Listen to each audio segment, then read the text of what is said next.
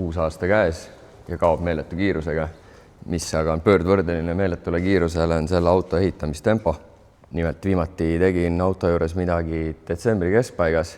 Nüüd aga on minul käes 1. veebruar. Ma loodan, et teil ei ole 1. aprill või 1. mai, vaid saab selle video ikka kiiremini välja.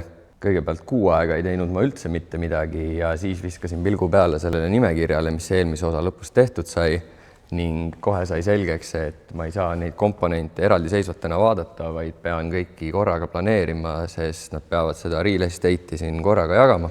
Ja siis hakkasin plaani pidama, et saaks ostetud ja tellitud kõik enam-vähem vajalikud jupid. Kõigepealt kaevasin välja aluse, kuhu ma olin korjanud kõik jupid, mis peavad veel auto külge tagasi jõudma. Nii palju, kui ma suutsin ette mõelda ja tegin nendest nüüd siia pinnalaotuse põrandale. Aga enne, kui hakkan mänguplaani üksikasjalikult lahti selgitama, tahaks ära mainida, et kanal on viimaks aktiveerumas ja see on ülilahe. Loosi korraldamisest oligi kasu ja see, et Karl & Karlsson enda kanalil tegid ka plaagi, tõi vaatamisi väga palju juurde, kuid vaatamiste arv eelmistel episoodidel väga palju ei ole suurenenud, nii et paljud uued vaatajad ilmselt ei teagi päris täpselt, mis projektiga on tegemist. Ja kui ma ütlen teile, et minge vaadake eelmised episoodid ära, seal on kõik detailselt kirjas, siis ilmselt keegi seda ei tee, nii et ma arvan, et mõistlik oleks teha üks vahekokkuvõte kohe praegu. Niisiis projekt on järgmine, BMW Z3 1.8, 97 aasta, 85 kilovatti, ehk siis kõige lahjem mootori versioon, mis saada oli. Ühtlasi ka kõige basicuma varustusega, ütleks isegi nii, et kui tegemist oleks Volkswageniga, siis oleks varustusaste nii basic, et oleks vändaga aknad ja värvimata stanged. Õnneks aga asi nii hull ei ole. Kui palju sa lisavarustust ikka selliselt suveautolt tahad? Toodud sai ta Šveitsist 21. aasta kevadel. Ja need kaks asja, et ta on pärit Šveitsist ja et ta on 1.8, on hea indikatsioon sellest, et see auto on hästi hoitud. Nimelt ei ole 1.8 piisavalt edev, et keegi teda tuunima oleks hakanud ning Šveitsis peavad nad ülevaatuse jaoks autot nii korras hoidma, et minu teada peavad isegi põhja alt pesu tegema, mis tähendab, et see auto on täielikult roostevaba. Küll aga oli tal valge suits tagant väljas ja plokikaane tihend läbi, nii et sai ta ära toodud, korda tehtud ja 3 pikka hooaega sõidetud. Kuni ühel päeval komistasin selle mootori müügikuulutuse otsa osta.ee-s BMW M62, peaks olema pärit 7. seeria BMW pealt, täpsemini E38 pealt. Ilma pikema mõtlemiseta sai ta ära ostetud, olgugi et mul mingit plaani temaga esialgu ei olnud, mõtlesin, et ostan ära, võib-olla teen projekti, võib-olla ei tee.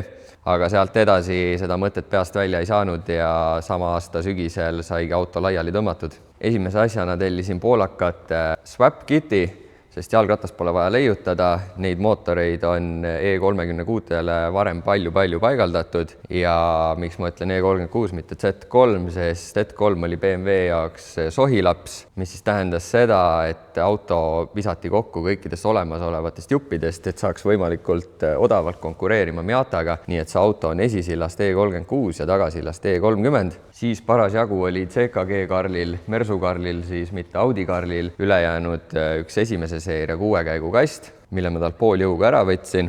Tellisin BMC Motorspordist adapter blade'i, et kast ja mootor omavahel kokku panna ja siis sain aru, et BMC-l ei ole esimese seeria kasti jaoks hooratast, nii et hooratas sai ise tehtud ja siis läkski juba mootor ja kast vahele. Järgmine suurem asi oli kollektorite tegemine, see sai tehtud täiesti nullist ning siis liikusin edasi juba tahapoole. Õnnestus hankida üks rebuilditud tüüp 188 LSD differ, aga enne kui see sai alla kruvitud, tuli veel kere laiali lõigata, sest kes teab, siis E30 on tagant suhteliselt sült, kui talle natuke jõudu peale keerata, siis punktkeevised hakkavad järjest minema. Niisiis sai sinna tehtud tugevam lahendus. Pärast seda läks nii esi- kui tagasilt pulkadeks asjad värvi, polipuuksid, uued sarniirid, uued laagrid, kõiksugused uued vidinad ja lõpetuseks PC Racingu PR-seeria koilid ning eelmise aasta lõpus ta tagasi ratastele saigi, vähemalt korraks. Ja nüüd olemegi jõudnud tagasi selle nimekirja juurde. Nimelt võtsin siis esimese asja ette,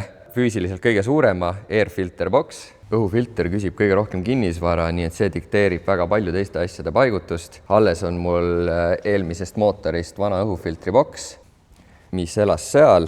Ning esimene kõige parem plaan, mis mul tekkis, või siis tundus kõige lihtsam plaan, olekski panna ta sinna tagasi, lõigata sisse, laske põlv lahti, keerata teistpidi ja olekski asi lahendatud. Küll aga selgus seda sinna proovides, et mootorit on nüüd rohkem kui kunagi varem ja see sinna enam ei mahu. Siis lootsin uuesti lihtsalt pääseda ja mõtlesin, et tellin E38 originaalfiltriboksi, mis käibki sinna poole, paneks paika ja oleks asi unustatud. See aga oleks tähendanud, et ma pean enda klaasipesupaagi, mis on see suur 5-liitrine jurakas, ja elas siin nii minema viskama, mis ongi tegelikult hea mõte, sest mul ei ole vaja 5-liitrist paaki. Kui ma nüüd järele mõtlen, siis kõigi selle 3 hooaja jooksul ei täitnud ma seda kordagi. Niisiis raketibaasist võtsin selle asemel 1,5-liitrise universaalse paagi, letikaup, ja kuna mul see osakond siin tundub täiesti tühjaks jäävat, siis panen selle kas siia nii või nii ja asi lahendatud. Siis läksin X-taalisesse, võtsingi selle E38 õhufiltri boksi, viskasin siia paika ja avastasin, et jälle ei mahu. Ma ei tea, mida ma üldse lootsin. Mõtlesin, et võib-olla annaks seda kuidagi ringi teha, väiksemaks lõigata ja kärpida ja nii, aga tundub, et see näeb liiga rats välja pärast. Nii et läheb ka see idee prügisse. Seega õhufiltri asja jätan praegu lahtiseks, sest ei jäägi mitte midagi muud üle, kui minna koonusfiltri peale. Nii et sellega tegelengi alles siis kõige lõpus, panen selle koonusfiltri kuidagi siia. Ja miks lõpus on see, et ma tahan talle kindlasti teha koja ümber, et õhuvõtt toimuks kindlasti eest, kus tuleb jahedat, mitte mootori ruumist, kus tuleb sooja. Lihtsalt arvestan nüüd praegu sellega, et siia mitte ühtegi teist asja ei paiguta. Siis järgmiseks on meil seal näiteks Power Steering Lines. Selleks on mul olemas siin vana rollivõimupütt ja jahutustoru, mis käib radika ette ning jube hea, et ma ära ei visanud varasemat pütikandurit. Selle pean nüüd kuhugi mujale panema. See asus siin varem täpselt keneka koha peal. Selle toon siis ilmselt siia ülesse, kuhu enam nüüd õhufiltrit ei lähe ja asi lahendatud ning siis lihtsalt lasta uued õige pikkusega voolikud teha. Lähme edasi. Oil filter relocation. Mul on siin olemas originaalõlifilter. See on selline eraldiseisev mahuti, mis 2 voolikuga jooksis originaalmootori käpa külge ja läbi käpa toimus siis õli peale ja tagasi vool. Ehk siis selle jaoks peaks tegema relocationi, sest see näeb väga jube välja ja kaalub 5 kilo. Ja jälle raketibaas, sealt sain sellise adapter blade'i, läheb otse mootori külge ja saab filtri keerata otsa, nii nagu ta päriselt olema peakski. Nii, siis cooling. Sellega tahtsin nüüd teha nii, et asi näeks võimalikult OEM välja. Siin peal on mul vana originaalradikas, mis kindlasti tagasi ei lähe, sellepärast et see on peaaegu 30 aastat vana ja radikas on ka siiski kuluosa. Ning kui me vaatame seda paisupaagi osa siin, siis on näha, et paisupaak ongi teinud seda, mis ta nimi ütleb, ta on paisunud. Seda ilmselt siis selle kokkujooksmise tagajärjel, mis tal kunagi oli. Nii et kui ma tahan nüüd OEM lahendusega edasi liikuda, siis tundus mõistlik tellida kõige võimsamate versioonide radikas, ehk siis rida 6 pealt pärinev suurem radikas, kust on nüüd siis näha, et kui ma panen nad enam-vähem kõrvuti, siis tänu sellele, et sellel radikal ei ole paisupaak ühes tükis radikaga, on siin pindala koheselt mingisugune 20% rohkem. Võiks loota, et siis rida 6 radikas jahutab selle V8 ära. Muus osas peaks olema plug and play, pean lihtsalt, üleval on siin 2 kandurit, pean selle kanduri nüüd siia teisele poole seda ava tõstma ja peakski ta külge sobima. Nüüd, kuna paisupaaki enam ühes tükis ei ole koos radikaga, nagu siin oli, siis pidin ka paisupaagi tellima. Selleks oli 2 versiooni. Ma ei tea, millest see mudeli erinevus tuleb, aga osadel rida 6 on samasugune piklik paisupaak veel radika külje peal lisaks. Aga kuna ma juba siin rääkisin, et mul tuleb siia igasugust muid asju, siis ma paisupaaki siia ei taha. Ja selle asemel on siis teine versioon, kus paisupaak asub mõnusalt mugavalt siin amordipüstaku taga.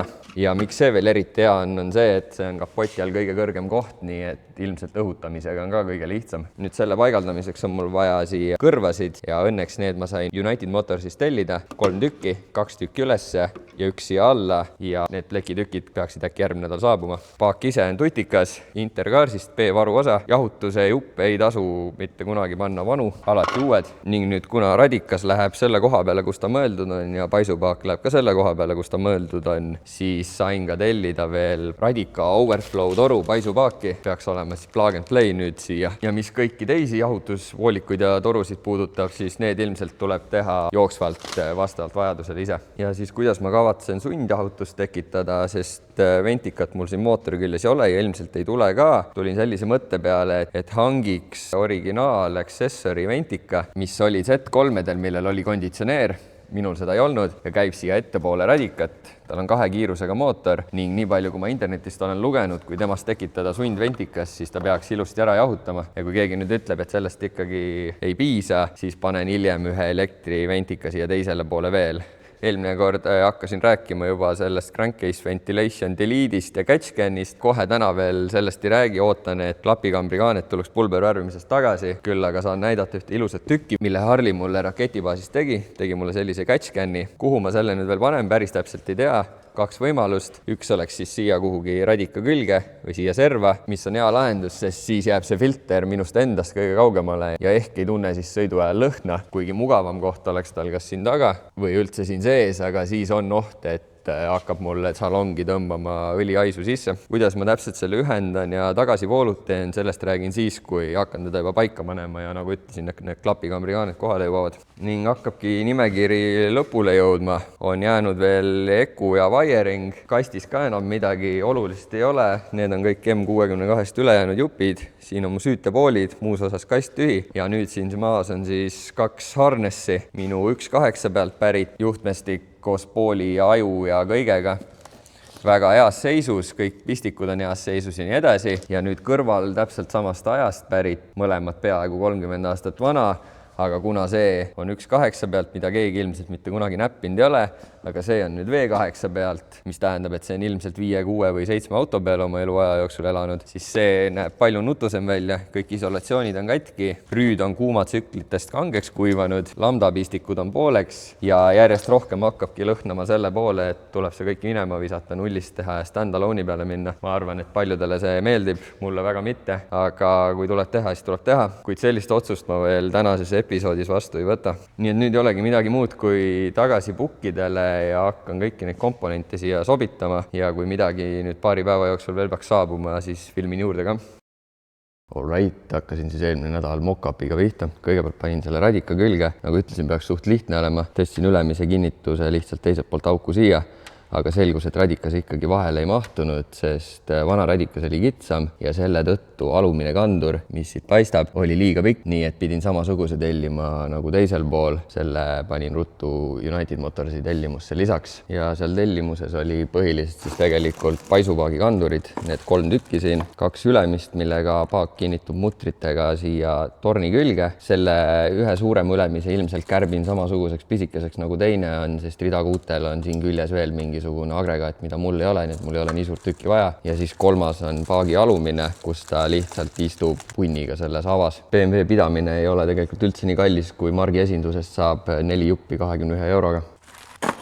Paisupaagi ülemine voolik on ka juba küljes, see käib siia kiirkinnitusega ja kiirkinnitustest rääkides on paisupaagi läbijooks on samuti mõeldud kiirkinnitusega, ehk siis siia otsa ei saa lihtsalt voolikut panna, kuna tal ei ole siin käbi, nii et selleks lappasin lihtsalt Google'ist pilte, et millisel BMW mudelil on paisupaagi voolikud, kus on 2 pool otsas täpselt need samad kiirliited. Võtsin mingi suvalise kõige odavama ära lihtsalt sellepärast, et need otsikud saada ja sealjuures lihtsalt vaatasin seda, et mul saaks siin ühelt poolt otsast põlve ja teiselt poolt otsast sirge. Seda sellepärast, et kuna mul üks vaatab ühes suunas ja teine teises suunas, aga sellel mootoril on salongi minev ja tulev mõlemad mootori taga, mitte nagu rida 6, kus välja läheb mootori tagant ja mootorisse sisse läheb kuskilt keskelt või pigem eespoolt. Ehk siis minul on vaja mõlemad need voolikud, mis siit tulevad, saada tagasi vaatama sinna suunas. Nii et selle tüki küljest ma nüüd need saangi võtta ja siis on vaja lihtsalt voolikud vahele teha. Siis mõtlesin välja, kuidas ma selle koha siin täidan. Õhufiltri boksi kinnituse, et viskan siit minema ja panen roolivõimu mahuti sinna, kasutan seda originaalkinnitust, mis varem oli seal all frame raili küljes, nii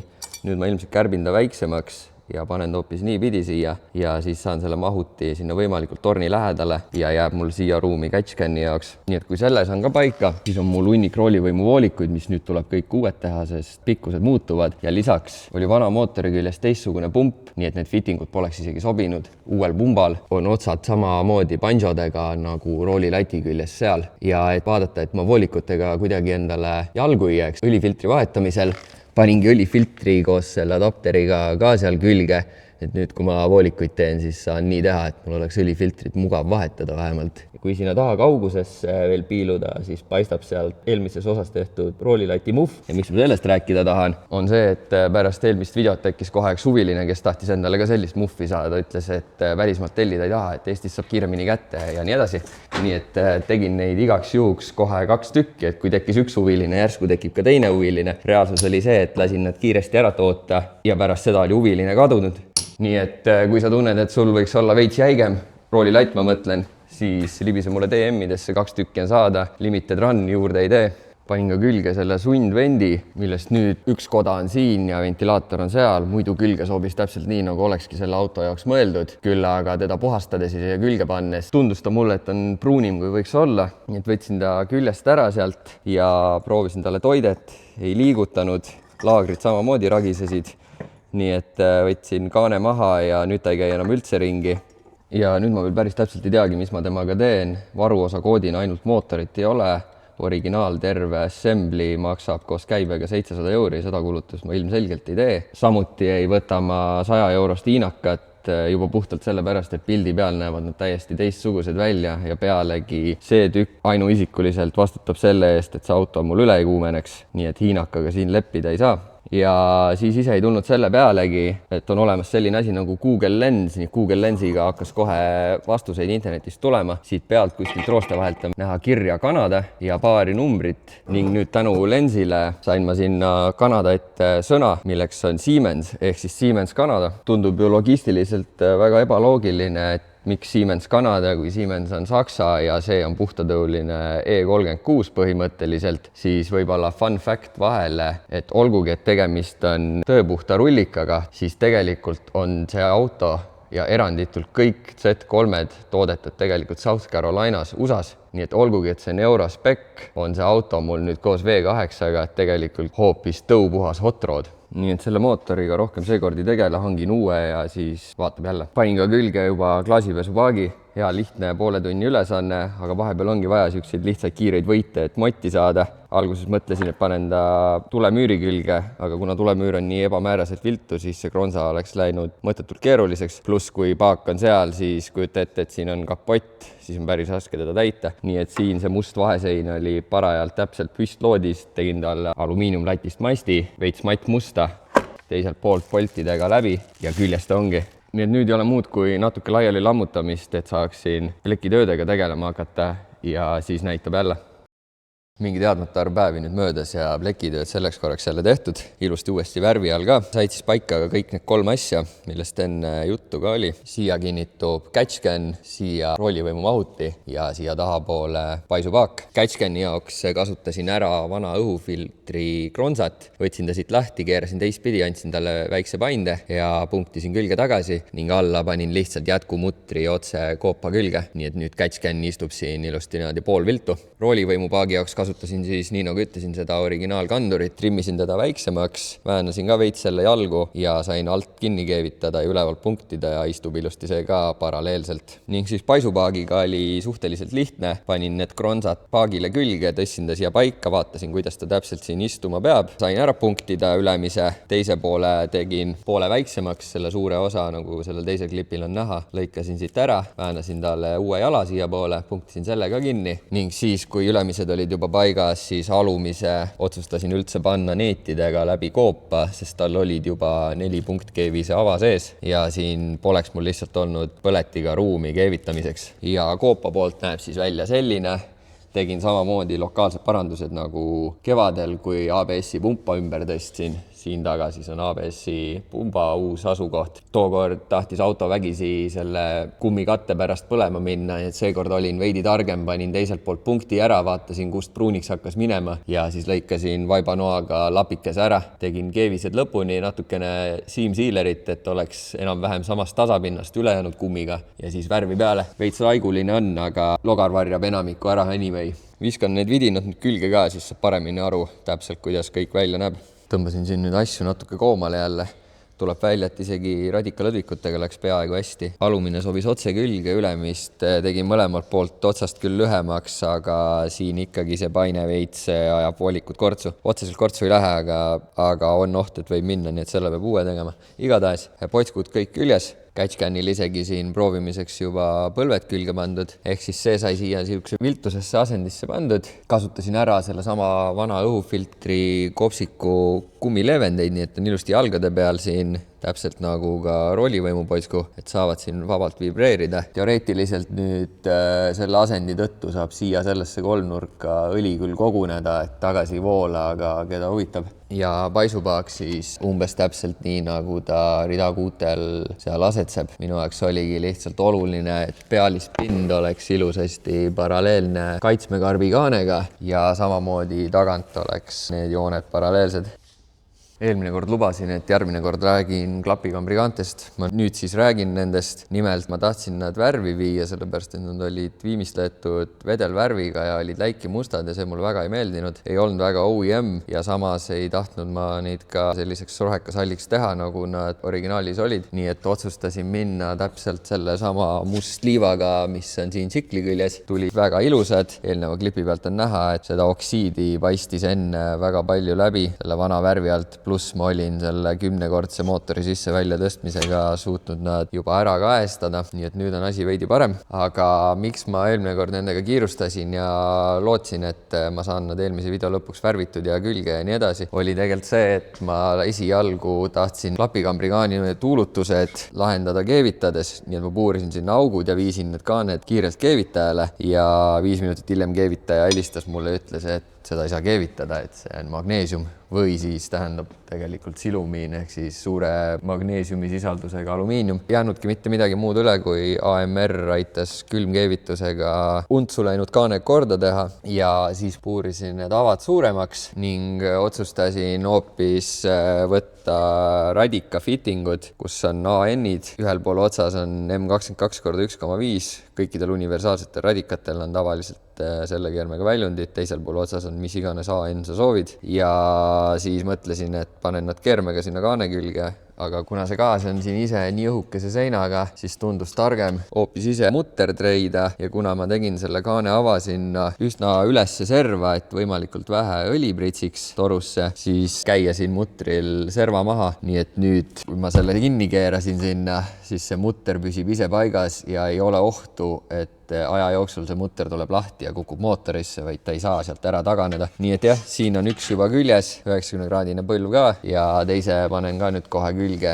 ja siis lähevad kaaned külge tagasi. Ja mis siis üldse kogu selle catch-känninduse ja asja point on see, et esiteks siin klaasi peal on viga, CCV deliiti kui sellist ei saa teha, sest crankcase peab hingama, tegelikult on PCV deliit ja PCV on siis BMW-l see asi siin, mis asetseb sisselaske kollektori tagaosas ja see teeb siis seda, et pikk voolik läheb mootori ette otsa, kus on õliseparaator ja toimub tuulutus eest kaudu, kust jookseb kett.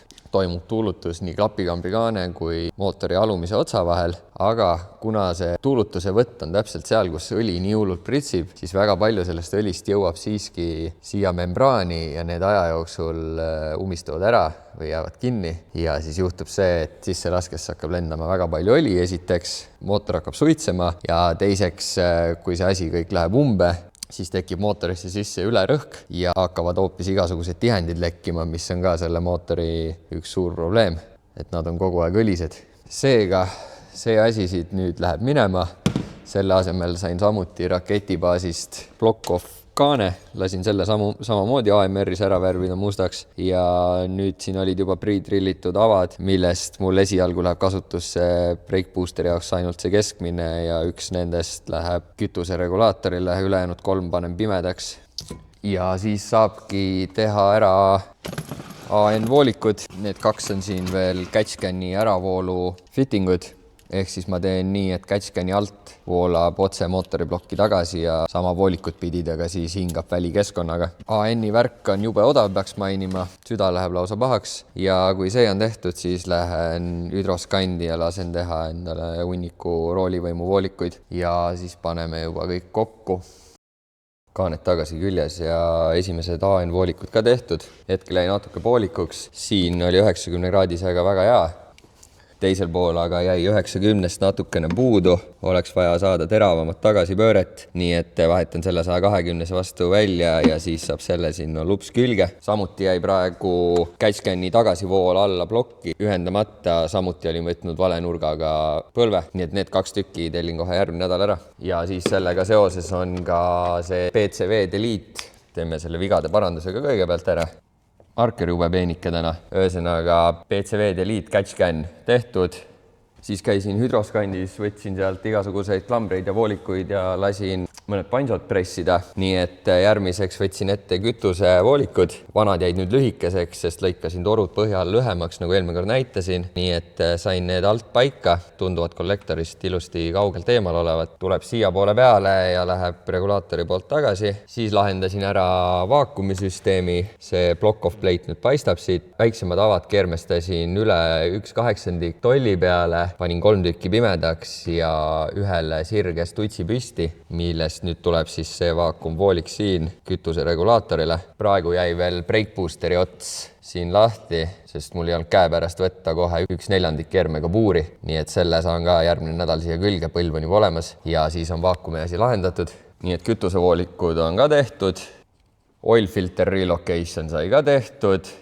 Ja siis jõuamegi roolivõimu juurde. Selleks said siis kõik voolikud uued ja uued voolikud ongi nüüd siis küljes. Radikast minev ja tulev. 2 tükki lähevad üles, 2 tükki lähevad latti. Peale minev survevoolik sai siis sellise ussina siia pandud, et nii ta võttis kõige vähem ruumi. Otse oleks ta jäänud siia filtrile väga kehvalt ette. Praegu on täpselt paras jagu siin käe jaoks ruumi, et õlifiltrit vahetada. Nii et selle asjaga olen ikka suhteliselt rahul.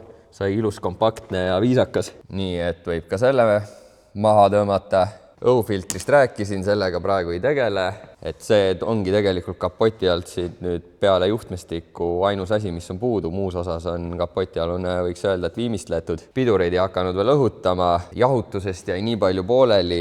On vaja teha voolikud, mis lähevad mootori tagant salongi. Salongist paisupaaki ja paisupaagist uuesti mootori taha. Ma nendega üldse ei tea, mis ma teen, sellepärast et tootekoodi järgi ma sinna midagi sobitada ei saa. Ehk siis on vaja kuskilt mingit universaalset voolikut hankida, kus oleks juba pre-bendid sees või midagi. Võite kommentaaridesse kirjutada, kus ma selliseid asju saan. Sest näiteks siin on mul vaja kohe 90 kraadisega tagasi keerata, muidu läheb klapikambri kaande. Ehk siis on vaja mingit pre-bendidega voljasid. Sain ühe klapikambri kaane ka, selle poole oma. Viimistleb mootori täitsa ära küll, nüüd pean teise samasuguse veel hankima. Ja siis võtsin vastu juhtiva otsuse, et seda kandilist pealmist mootorikatet ma ei pane.